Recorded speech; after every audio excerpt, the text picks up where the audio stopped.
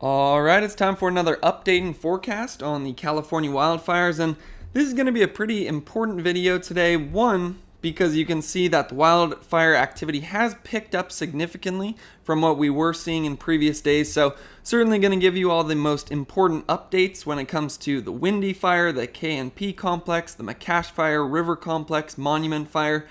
But I think even more importantly, we're really going to dive into the fire weather forecast today because there's some big question marks over the next 5 days. Just giving you the snapshot, there's the possibility of a rain event coming in this weekend, which could actually bring maybe 1 to 2 inches of rain directly over where we have a lot of these fires in northwestern California.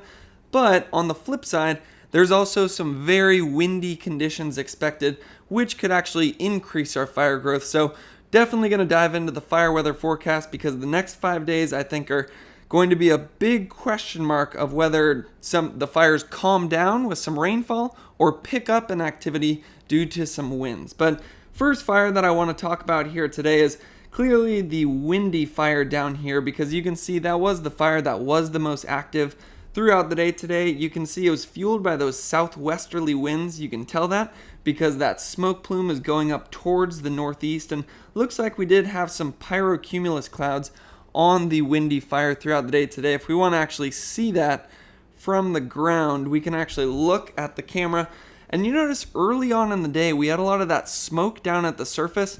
That actually moderated some of our behavior in previous days because we had that nice inversion, but you can see a lot of that smoke cleared out throughout the day today, which means more of that sunlight was able to get through, increased our temperatures, and that is in combination with the extremely dry fuels that we have in this area. That's perhaps the other thing I noticed in this video is how much fuel is in this area. And reading the incident reports, it sounds like that was one of the major factors that did lead to all this activity that we did see on the Windy Fire throughout the day today. Again, we've been looking at the various wildfire cameras for a couple of months now throughout all of these different update and forecast videos, and I would say this is one of the most active wildfire plumes that we've seen. So with the Windy Fire, lots of different factors all coming together to lead to some pretty extreme growth throughout the day today. Zooming down to actually see where that is, this kind of paints the picture that we had a large increase in fire behavior throughout the day today. How I always tell that, looking at this map, so just to prove this is the Windy Fire that we're looking at right here. The thing I always look at on these maps right here, again, you can always take this with a grain of salt because it's picking up these hotspots from a satellite in space, so they're not going to be exact, but it usually does give a good indication if there's been a large amount of growth throughout the day, because when you have that growth, you'll see a lot of these hotspots outside of the previous fire perimeter. So you see that fire perimeter there where it's all the red shading, and then you notice some of these hotspots outside of it, which means that was where the fire was able to grow throughout the day today. And it's not showing up on the northeastern section of this fire here, but I would imagine we also had a fair bit of growth to the northeast here today, just based on the direction that smoke is going.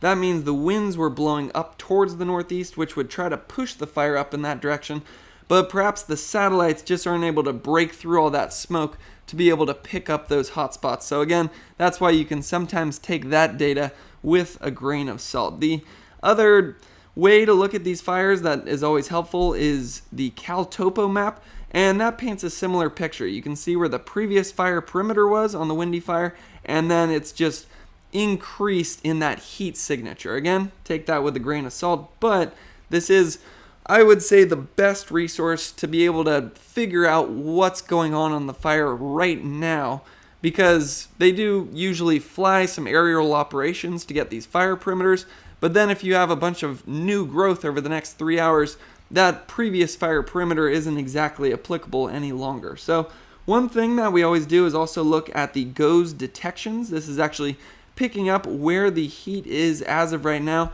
and it does look like it's picking up a bit more heat to the northeast there than we were seeing earlier, and you also just notice a much larger footprint. Again, usually this imagery overestimates how much fire is going on here, so you can take that with a grain of salt, but definitely looks like more behavior and heat coming off of the fire than we were seeing in previous days, where we maybe just had 2 or 3 little squares here. Now, one way that we could actually back up that information, because I'm always a little skeptical about how much fire it's showing, you can actually zoom in here and we can look at that heat itself. You notice just how bright the windy fire is glowing throughout the day today. Also seeing a lot of activity on the KNP complex with the Paradise Fire and the Colony Fire, so we will look at those in a second, but clearly the big one today is the windy fire.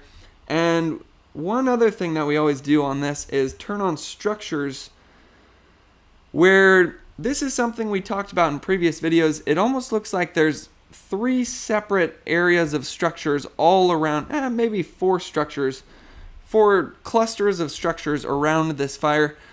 Looks like a fair bit of that growth has been towards the northeast throughout the day today. Again, that's because those winds were pushing up in that direction.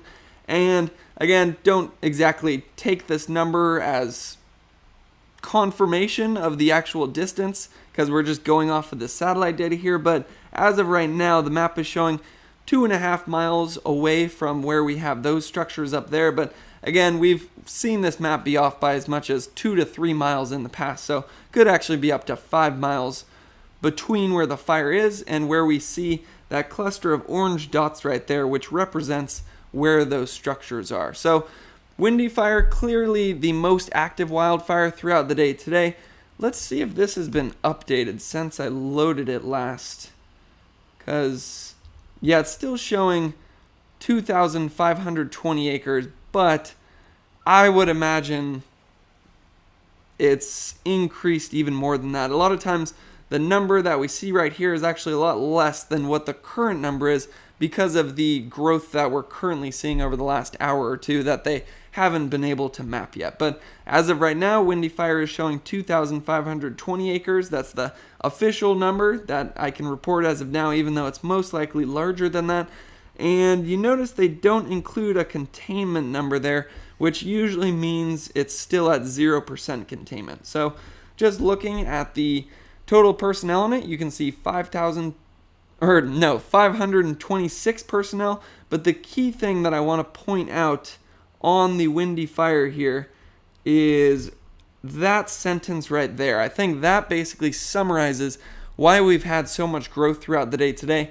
Fuels are extremely dry, and the fire is in a high tree mortality area. So to paint that picture, one, we can go back to this imagery where you can see how much fuel is in this area. It's basically just trees for as far as you can see.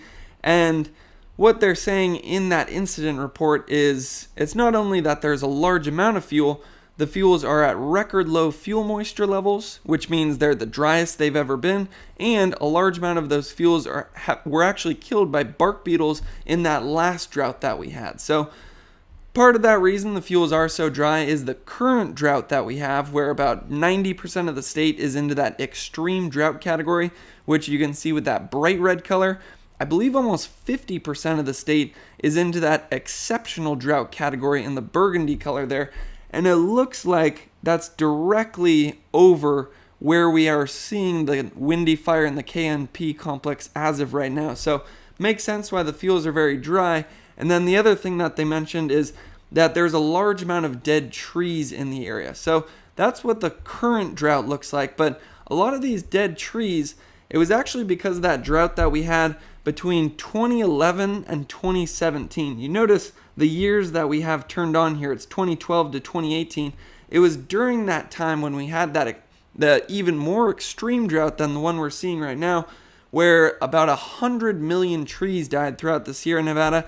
I believe about 62 million trees died in 2016 alone. And once again, you notice right in the southern Sierras where we're seeing these fires, that's where we have a very large amount of tree mortality, which is represented with those yellowish to burgundy colors there, which represent the percentage of trees in that area that were killed for a number of reasons. One, a lot of them were just weakened because of the drought.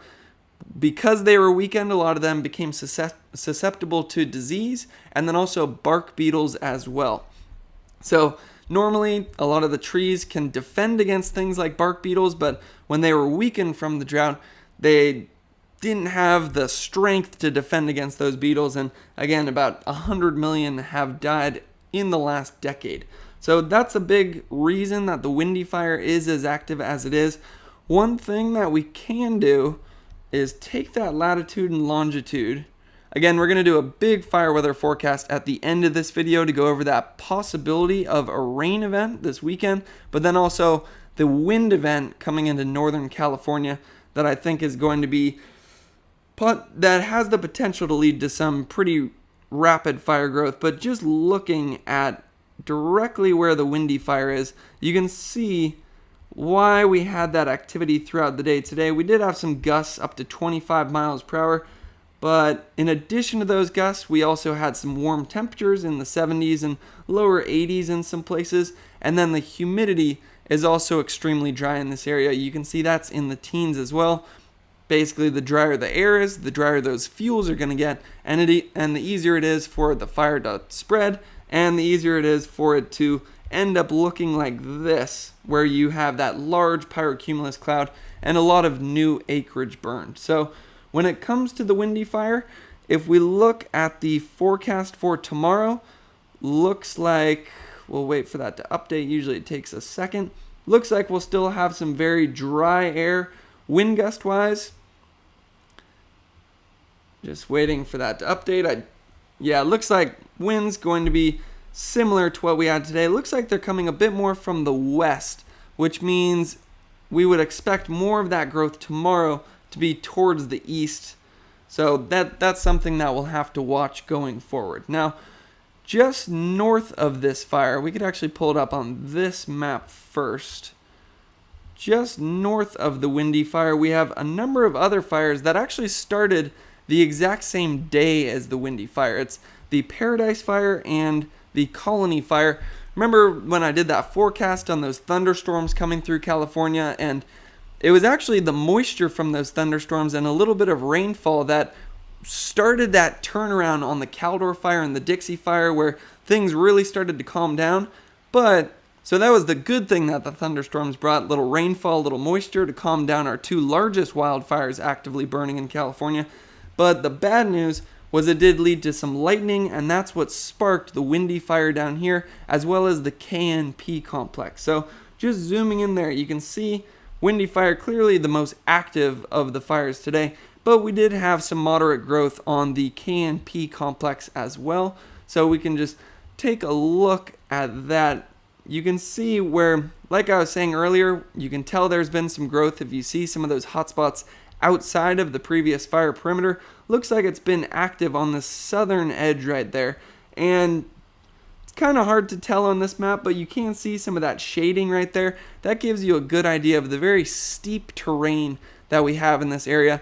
If you don't know, fires burn much faster if they're going uphill than if it's just flat ground or if it's downhill. So that's been a big factor for all of these new lightning fires, the very steep terrain. It also not only leads to faster fire growth, but it also makes it much more difficult to fight the fire, because you imagine how difficult it is for crews to get in there and then trying to dig firing or build firing lines and containment lines around that in that kind of terrain is very difficult. So the more southern of these fires is the Paradise Fire. The more northern one is the Colony incident right there.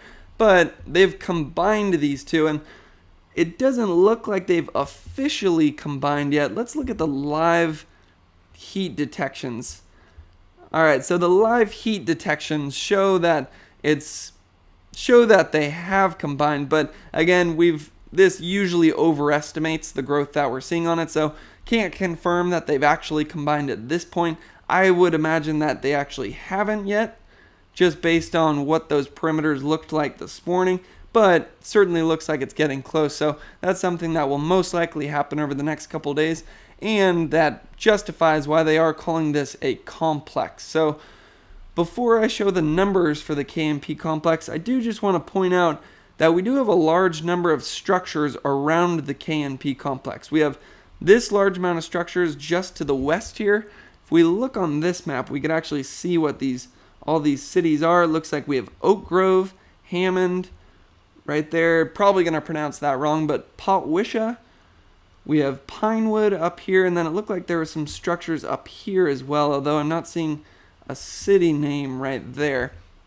But again, do have those orange dots around where we have the KNP complex, so that is a fire that we're going to have to watch as we move forward. And actually, one other thing that I forgot to say for the Windy Fire, but that they mentioned in the incident report, if we look at fire history, the big thing that they point out, this is actually true for both the Windy Fire and the KNP complex. I'll turn structures off so it's a little clearer. You notice where it's burning is outside of where we've had a lot of those fires in the past. It almost looks like a little puzzle piece right here, where we have the active fire, that's where not a lot of these fuels have been cleared out recently. Now the good news on that is it does look like as we continue to grow on this fire, we are going to start bumping out to where some of these fuels have been cleared out. It looks like we had a fire here in 2020. On the western edge of the Windy Fire, we had a fire in 2017. So as that fire continues to grow, it will start to bump into those previous fires, and that'll help to slow down the growth because a lot of those critically dry fuels that we were looking at will have been cleared out in 2016, 2017, and 2020. Now, if we look at the KNP complex, it's a pretty similar situation. You can see there are some little fires around this area, but you notice a lot of those were maybe almost 20 years ago, so you imagine a lot of those fuels have been able to grow back, and they didn't look like they were very large fires, so lots of fuel in this area for the KNP complex to grow as well. And with those structures that we have around that, I do know there are some evacuation warnings and orders in place. I imagine there's some for the Windy Fire as well, but I couldn't find a map for that one yet. But when it comes to the KNP complex, let's just update it again, make sure I'm reporting on the most recent number as of the INSA page. Glad we did, because I believe that just jumped up. We are now up to about 9,000 acres on the KNP complex, and you notice it's not saying containment, so I imagine that is still at 0%. But we do have 356 personnel working hard to try to get that containment in there. And can't really read through all of this just because there's a lot of information here. Again, I put a lot of the links for what we're talking about in the description of this video, but very similar story to what we were talking about on the Windy Fire. There was a nice smoke inversion over it that actually kept the behavior calm throughout the last couple of days. You notice all that smoke that was able to settle down when we had that high over us, which meant weaker winds, which meant that smoke was able to settle down, which doesn't allow your temperatures to go as high. Also calms your wind down as well. But you can see throughout this area, and again, this is the Windy Fire I'm showing now, but at similar conditions, you can see a lot of that smoke cleared out throughout the day today. So that was a big reason that we had such an increase in activity. That nice smoke inversion that was calming down fire behavior in the past cleared out. And as you could see on the Windy Fire and the KNP complex, we did have a rather large increase in fire activity throughout the day today. So I think the big thing to show is that there are some evacuation warnings and orders in place. Right there you can see the Paradise Fire, just north is the Colony Fire. I believe those numbers have to be updated since this map came out, but where you see that red color right there is where the mandatory evacuation orders are in place. Imagine it's for these structures, those orange dots that you see right there, and then where that orangish color is where the evacuation warnings are in place, where they're saying now would be the time to get ready to leave because the fire is fairly active and basically no containment as of right now. You can tell that because it's that red line. When it starts getting containment, we'll see some of that fire perimeter turn to a black color. But as of right now, KNP complex is active. It's most likely going to remain active as we move forward because, again, a lot of the same factors as the Windy Fire, very steep terrain, critically dry fuels, not a lot of fire history in the area, so not a lot of those fuels have been cleared out recently. large amount of tree mortality that we're looking at, and we're basically in the peak of fire season, and we do have some strong winds coming in. But I'm going to save that whole fire weather forecast for just a moment, because I do just want to quickly talk about some of the other fires that we do have going on. And I'll go to the satellite imagery so we can see those. Again, we already talked about KNP Complex and the windy fire down here, but we did also have some activity up in the northwestern parts of California with the McCash fire, the river complex, and the monument fire. If we want to look at those on this map, these have been active, some of the more active fires that we have seen in California over the last couple of days, because at one point we did actually have a red flag warning over the McCash fire and the river complex that allowed a lot of that growth that we have seen recently.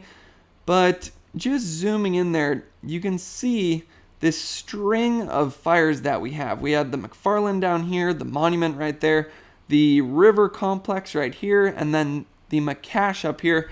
And the McCash has actually been one of the more active fires recently. So I really want to see what the heat detections look like on the McCash fire as of right now. And then I'm also going to show the Wharf S fire. We'll turn off fire history for a second just so it's a little clear. We'll also look at the Wharf S fire simulation for what it's expecting the McCash fire to do over the next 2 days. So right there, you can see where the fire perimeter is, where you see those red dots. That's where more of the activity has been recently. You notice we have that eastern edge that's been flaring up and that southern edge as well. Interested to see what the live GOES detections look like in those same spots where we have seen that activity recently on that eastern edge and that southern edge down there. And you notice it doesn't look like there's very dense areas of structures like we see on some of those areas, like when we were talking about the Caldor fire, but we do have a large amount of structures in this area. So I couldn't find a map for the current evacuation warnings and orders, but I imagine there are a large amount of evacuation orders in place just due to where that fire is and where you see those orange dots, which represent where those structures are. So when it comes to the McCash fire, just go in there. Let's make sure it's updated. So it says that's 11 hours ago. We've seen some growth throughout the day today, so that's most likely gone up since then, but most recent number that I can report is 77,000 acres and 10% containment. Looks like we have 622 personnel on the fire right now. And when I show the Wharf S fire simulation, it looks like those personnel are going to have their hands full over the next day or two. So this right here, again, we run this out of the San Jose State Fire Weather Research Laboratory. I have the full description of what this model is in the description of this video, but it basically takes all the different factors you could think about: fuel, weather, topography, how the fire is creating its own weather, and then how that weather then impacts the fire, and then it simulates where that growth is going to be over the next 2 days. So just going to pause it right there. Oh, right up here. Just going to pause it because that's what it was expecting throughout the day today. You can see that's going up to about 11:15 on the 15th. So looks like the model did a fairly good job throughout the day today. It's showing most of that heat and growth on the southern edge of the fire right there, which is where we had some of those heat hotspots popping up. And then if I continue to click play, you'll notice that it's going to start predicting a lot more growth over throughout the day tomorrow. Now, with this growth that you're about to see on the McCash fire, I do have to remind you that this is an experimental forecast only, and it doesn't take into account fire suppression tactics. So oftentimes, this model does predict more fire than we actually end up seeing, and I would say that's a good disclaimer for me to put forward because it is forecasting a large amount of growth over the next or throughout the day tomorrow. So that's what it forecasted for today. That's what it's forecasting for tomorrow. You can see most of that growth on the western edge and that southern edge there. And notice if you watch the wind vectors, it's usually wherever those winds are pointing is where you end up seeing the largest amount of growth. So I think, again, you could take that with a grain of salt because it doesn't take into account fire suppression tactics, but it does drive home the point that the McCash fire is one that we're going to have to continue to watch as we move forward. Now, another fire that we've been watching in this same area is the river complex right here. That has been one of the more active fires recently, and it looks like it's almost spreading out in two different directions at this point. We have large amount of growth on that eastern edge, or I shouldn't say a large amount of growth because you can't tell that just looking at this map, but hot spots showing up on the eastern edge there and the western edge there. I think the larger concern at this point is probably that northern finger right there, because you can see where a lot of those orange dots are. It looks like that's the part of the river complex where there's the largest amount of structures and some of those hot spots that we've seen recently. Also seeing a similar situation on the very eastern edge where we have some heat activity or fire activity going on there, and then some structures to the east of that fire. But with all these maps, I will remind you that just because you see some of those orange dots already underneath the fire doesn't mean that everything underneath this fire perimeter has burned. A lot of times it's pretty spotty burning within the perimeter itself. So not saying every orange dot underneath that perimeter has burned. So just looking at the numbers for the river complex, I believe it's under this banner. That one is up to 188,000 acres and 40% contained. Now, I wasn't planning on showing this, but I wonder if that's now put it into the top 20 largest wildfires in the history of California. So top 20 largest California wildfires. Number 2 is Dixie. As of right now, I don't think we're going to overtake the number 1 spot, but the big question mark there are those extreme winds that we have coming in over the next 5 days. I'll go over that in just a second, but I do want to point out that the river complex has actually moved into the top 20 list right there. And you can actually also see the Monument Fire is number 16. For the Monument Fire, that one's just south of the river complex. It's going to be interesting to see if those two combine at some point. It depends on what happens as these extreme winds come in over the next 5 days, because we've just kind of had moderate, steady growth on all these fires over the last few days. Hasn't been anything, I would say, on the extreme side of things, at least not compared to some of the other fires that we've seen this season. So I think the bar is set pretty high when it comes to extreme fire behavior, but that is something that we'll have to think about. And Monument Fire is one of the fires that I'm constantly watching because of where those hot spots are, where the fire activity is, and where we have some of those structures. Again, structures are those orange dots right there. The hot spots are where you see the red stars, and you notice the areas on the Monument Fire where we're currently seeing some of those hot spots are somewhat close to where we see those structures, especially on this northwestern edge of the fire, where I believe that's Burnt Ranch, Hoboken, and I forget the last city name right there. So we have Burnt Ranch, Hoboken, Hawkins Bar, and Trinity Village. That looks like Hawkins Bar and Trinity Village maybe right there. Burnt Ranch right there. So that's a key spot that I'm watching on the Monument Fire. Also keeping my eye on this edge right here. Last thing we'd want to see is for that to flare up and then start to threaten some of those structures there. So with the Monument Fire, I'd imagine there's a large amount of evacuation warnings and orders in place. If we go to the incident, you can see that it's at about 215,000 acres burned as of right now. 50% containment. Now, I want to see where that containment is, because that's going to tell us how dangerous of a situation some of those areas are that we were just looking at. So looking at the Monument Fire, this will show the red lines show where it's uncontained, the black lines show where it is contained.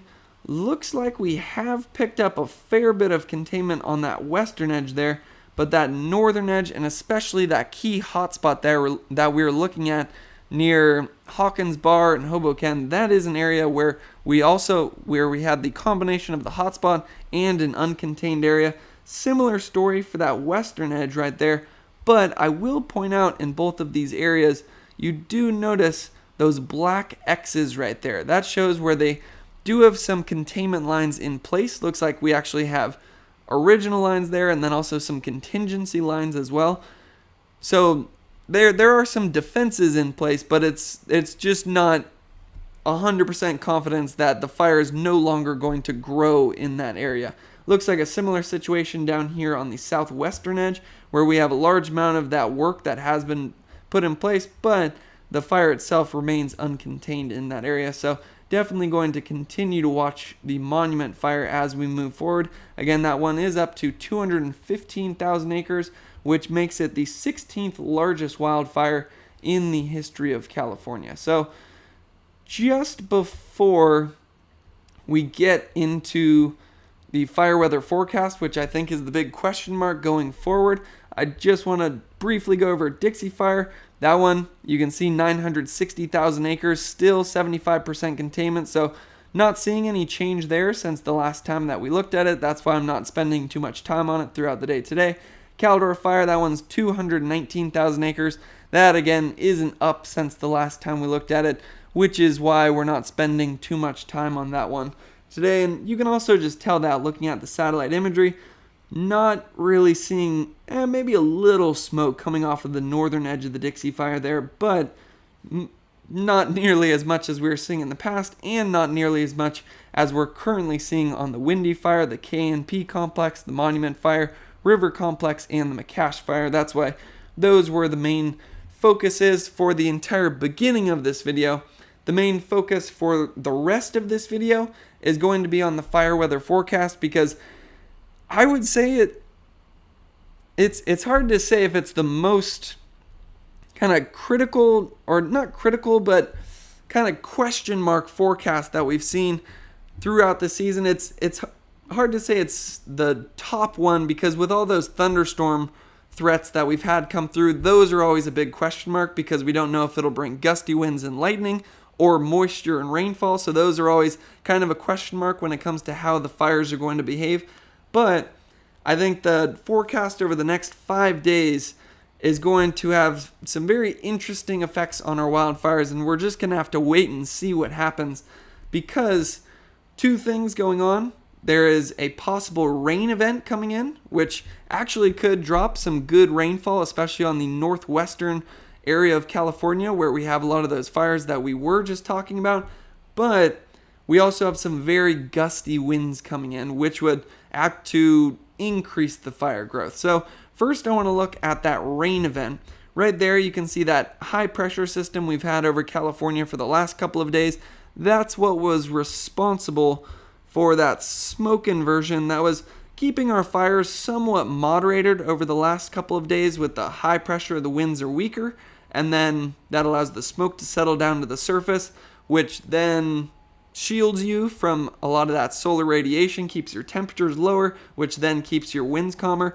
But you can see that already cleared out throughout the day today, which was the big reason we had such an increase in activity throughout the day today. That's, again, looking at the Windy Fire right there, where we had one of the largest, I think, smoke plumes that we've seen this season coming off of it. And part of the reason for that might actually be the very beginning of this trough showing up slight increase in winds compared to previous days. But the big story comes in this weekend. Right there, I would say that's the first real trough that we've seen move into the Pacific Northwest and Northern California in maybe months. This is the first real, I think, kind of kickoff to fall, or at least it has the potential to be the first real rainstorm. Now I say that because you might think back to some of that rain that we have picked up in the last couple of months with those thunderstorms that came through.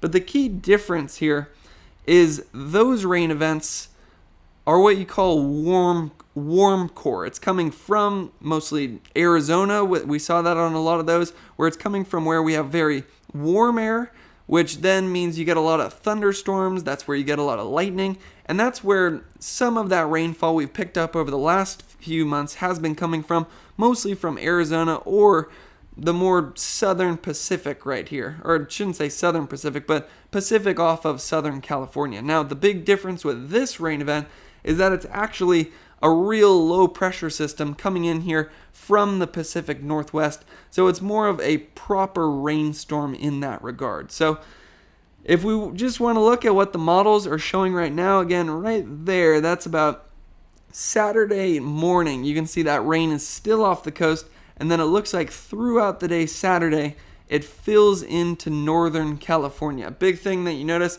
there's almost a split divide where Southern California doesn't seem to be getting any of that. Reason for that is if you look at the trough itself, it remains pretty far up here in Northern California. What I'm really hoping is that it doesn't pull up even more and then we end up missing out on this rain event entirely. But as of right now, again, the models are actually showing a pretty decent amount of rain in one of the key spots in California that we'd want to be getting that rain. Again, looking in there, that's where we had the Monument Fire, the River Complex, and the McCash Fire, 3 of our most active wildfires in California right now. So if we were able to drop some of that rainfall, again, it's not going to put the fires out, but it certainly could help if we were to pick up, again, that's a blue to pink to red color right there. That's maybe anywhere from a ½ an inch to rain to possibly even 2.5 to 3 inches on the very, very tip of California. So that, I would say, is the good news. I would love it if we could get some rainfall in that area and this whole area in the northeastern part of California as well. That's always one of the top spots that I'm watching when it comes to wildfire danger. And it would certainly be great if we could pick up a ½ an inch to an inch of rain in that area as well. Now, again, I will put a disclaimer on this. Models aren't the best at predicting the first good rainfall of the season. Usually they actually over-predict it. So what I'm hoping is that I'm not jinxing it throughout the course of this video. But again, we'll just have to wait and see what happens with this weather forecast. And then we'll just have to track it as the event actually goes through. What I'm hoping is that we actually do end up getting our first good rain of the season. Again, it's not going to end fire season. It's not going to completely put any of the fires out, but it certainly could help.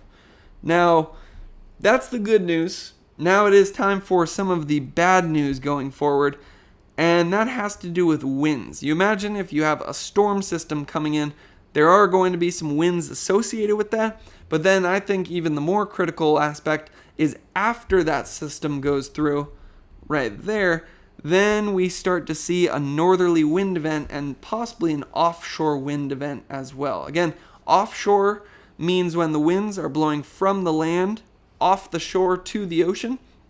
And a couple of reasons that always leads to some fairly extreme fire danger. One is just when you think about moisture. If you have winds flowing from the ocean into land, it's taking some of that moisture from the ocean and pushing it into land, which can actually help with your fires.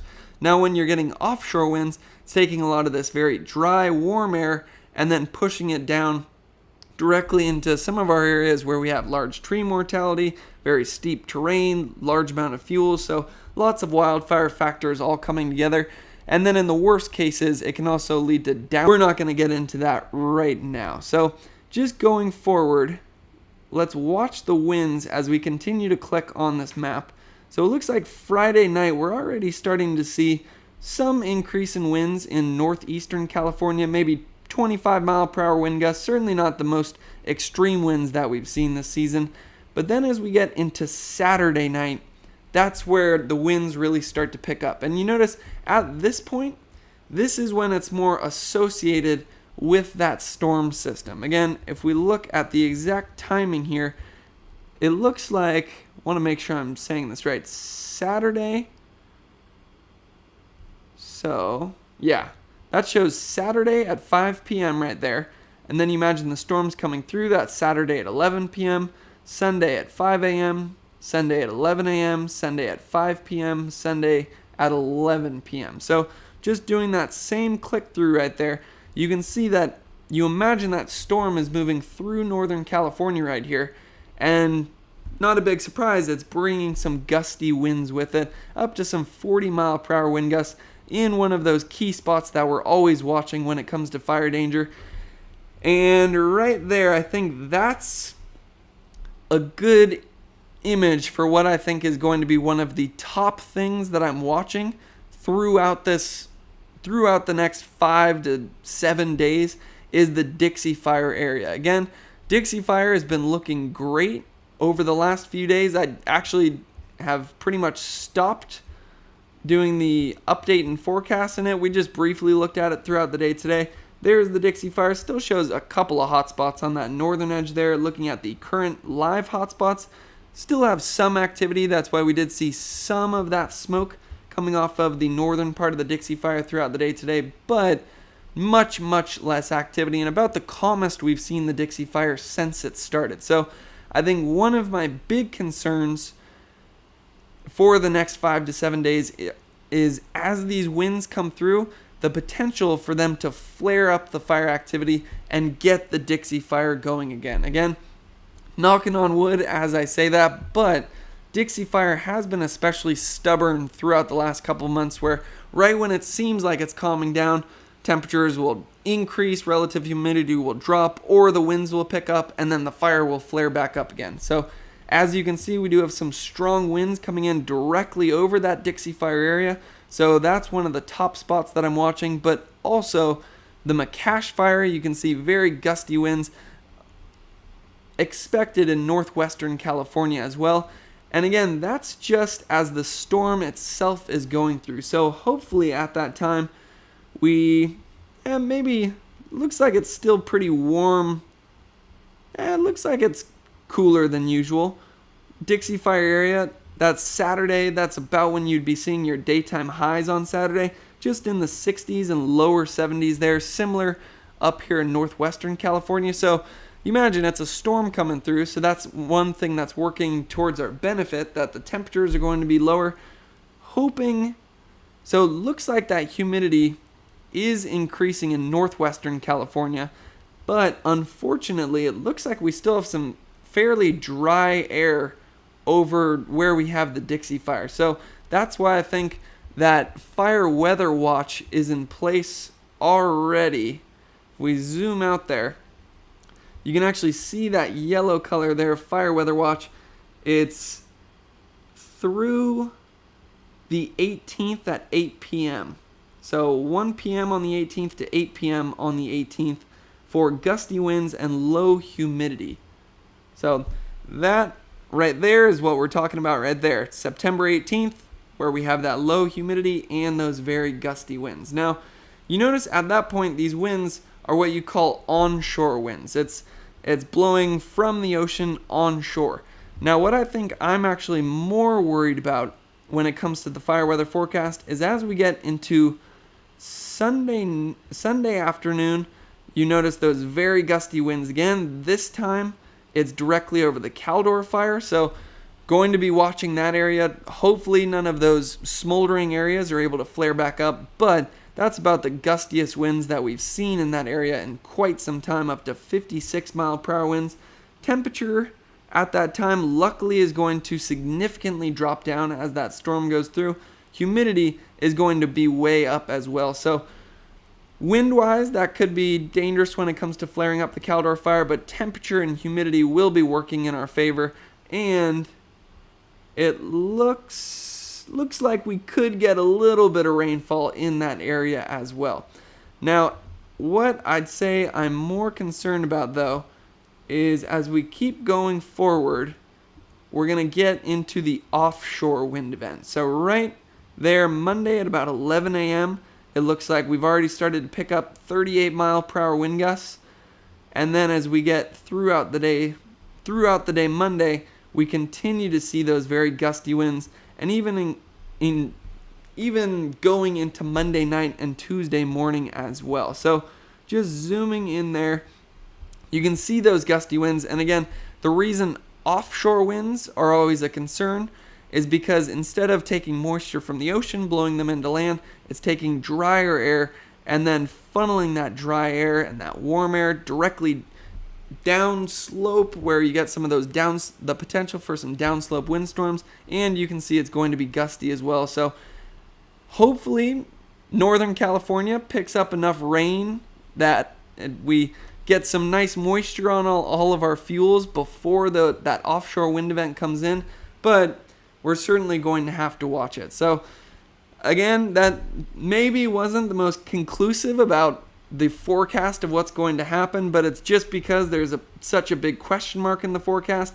We have the possibility of some rainfall, even maybe 1 inch to 2 inches up here in northwestern California, that could significantly help with our fires, especially the McCash fire, the river complex, and the monument fire. But on the flip side, we also have some very gusty winds coming in, seeing the potential for some gusts all the way up to maybe even 40 or 50 miles per hour in some cases. So that has the potential to lead to some increased growth on the fires that have been more active recently. But also, I think what I'm more worried about is it flaring back up some of those fires that we've made such great progress on over the last week, like the Dixie and the Caldor. So big things to watch as we move forward. I'm going to continue to do these update and forecasts as we move forward. But I do want to end this on a positive note because I just saw a great video on Twitter. So we're going to zoom into the Caldor fire really quickly. I think that's an adverb right there. So I want to show two things on the Caldor fire. You remember we didn't follow this as much throughout the day today just because we haven't seen much growth on it recently. But this fire, I think, was one of the most critical fires that I've ever followed. And again, I'm still relatively new to this. But during that, there was 3 straight days of red flag warning where the Caldor fire was moving directly towards thousands of structures in the Kirkwood and South Lake Tahoe area. In the Kirkwood area, you can see how wildland firefighters were able to keep it out of Kirkwood itself. The fire basically moved directly to the north of there, but they kept it out where we had thousands of structures in here. And then quite possibly one of the most amazing things that I've ever seen when it comes to wildfire. Remember that one update and forecast I was doing where we were following the Caldor fire live as it was dropping down over Highway 50. It dropped some spot fires on the western edge of Christmas Valley here. Then it dropped some spot fires on the eastern edge of Christmas Valley. And we basically went to bed, we ended the live stream one night not knowing if all of Christmas Valley had burned down. But as you can see, the wildland firefighters were amazingly able to keep the fire out of Christmas Valley right there. You notice how the fire perimeter comes down to where we have some of those streets, and then it basically stops in its tracks. Again, that's not a coincidence. That's because of the amazing work that was done by the wildland firefighters, where right there you can see Myers. We had winds blowing the fire directly towards Myers for 3 days straight, and somehow they were able to keep that fire out of South Lake Tahoe, and you can see how it just goes straight up to where you see those streets, and then they were able to basically herd it around South Lake Tahoe, which I think was one of the most critical wildfire situations I've ever personally seen, but also one of the most amazing wildland firefighter responses I've ever seen. So because of that, I want to end this video by showing a amazing video that I saw right here. Hopefully you will right here. Actually, before I play it, I'll explain what it is. This is incredible. Hundreds of people gathered in South Lake Tahoe to thank and say goodbye to all the firefighters who helped save their city. This happened as many firefighters were leaving town to go home after the Caldor fire, so they were very surprised.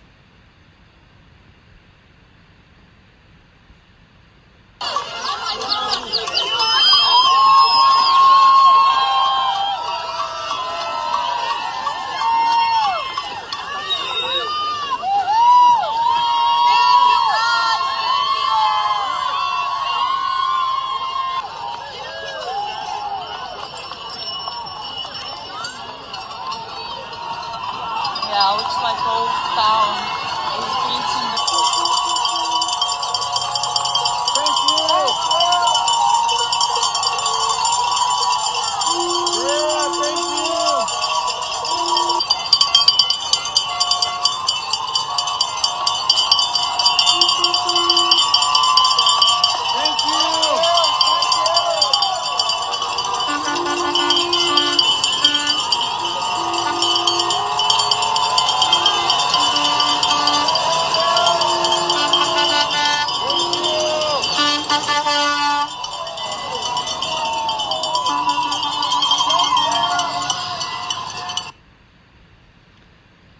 I'll just say if that doesn't...